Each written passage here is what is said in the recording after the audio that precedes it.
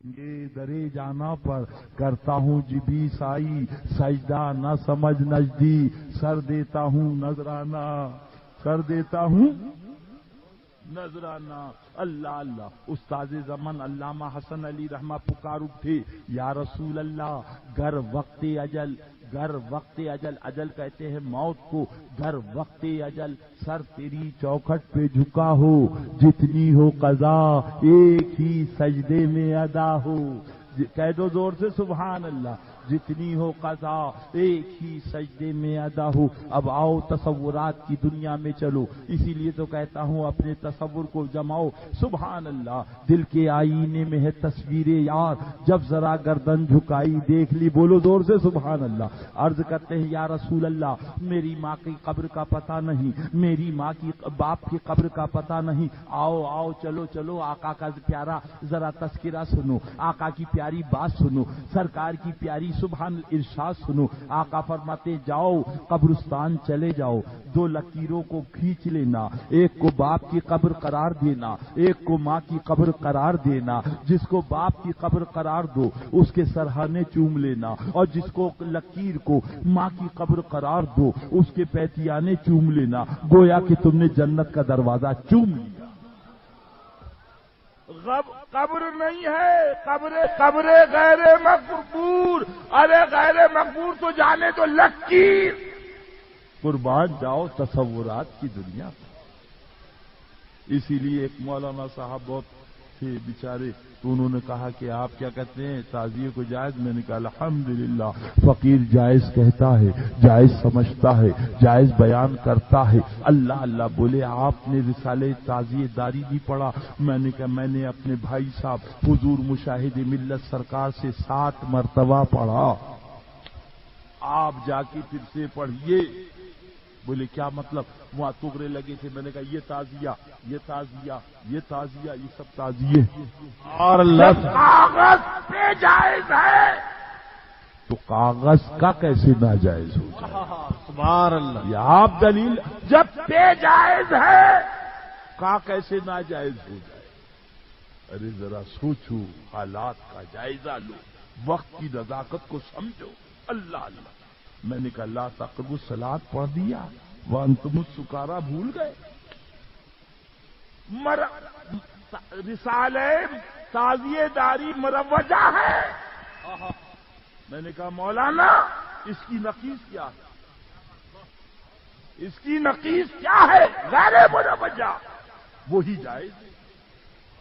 لہذا اس نے جو حسین پاک کا گنبد بنایا یہ جائز ہے، جو مینارہ بنایا یہ جائز ہے، جو محراب بنائی وہ جائز ہے، اس لیے کہ اس کے تصورات کی دنیا میں یہ ہے یہ گنبد میرے حسین پاک کا ہے، یہ مینارہ فاطمہ کے لال کا ہے، یہ پیارا ٹکڑا حسین پاک کا ہے، یہ یادگار امام علی مقام کی ہے۔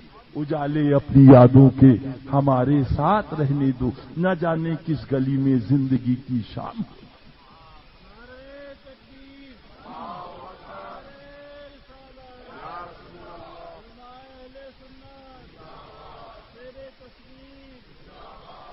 اے میرے بھولے مسلمانوں، مسائل کو سمجھو، حالات کو سمجھو، بزرگوں کی نالین پاک سیدھی کرو۔ فرمایا غیر قاری کو قرآن پڑھنا حرام ہے، اور اگر معنی غلط ہو تو کفر۔ معنی غلط ہو مگر لوگوں نے دیکھا کہ اگر اب اس کو نافذ کیا گیا تو یہ ساری قرآن خوانی کے دروازے بند ہو جائیں گے، وہابیوں کو فروغ ہو جائے گا، لہذا رخصت دے۔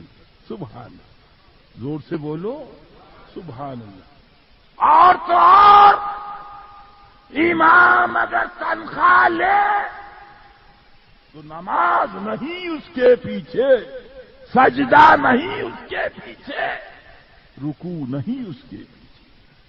آگے بڑھو، دوسرا بھی دیکھو، یہ نہیں کہ میٹھا میٹھا ہاڑا کڑوا کڑوا تھو۔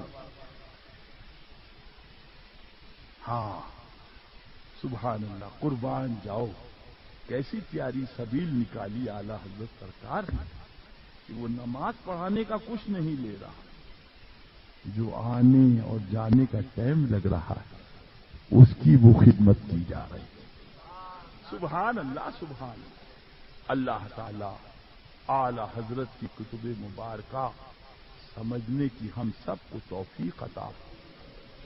حالات کو سمجھو، وقت کو سمجھو، یہی اگر ذرا سی بھول ہوگی تو قوم کے لیے صدیوں کی سزا بن جائے۔ دشمن لگا ہوا ہے، اسی لیے پاسبان ملت علامہ خطیب مشرق نظامی صاحب علی رحمہ فرماتے تھے کہ حفظ الایمان کی عبارت اس کی سمجھ میں نہیں آتی کل اور بعض، مگر جیسے ہی شب برات کے حلوے کو اس نے کچھ کہا، سنی کہہ دیتا وہابی، کیا کہہ دیتا ہے؟ فرمایا یہ ہمارا شعار بن چکا ہے، اس شعار کو سمجھ، جیسے وہ شعار ہے ویسے یہ بھی شعار۔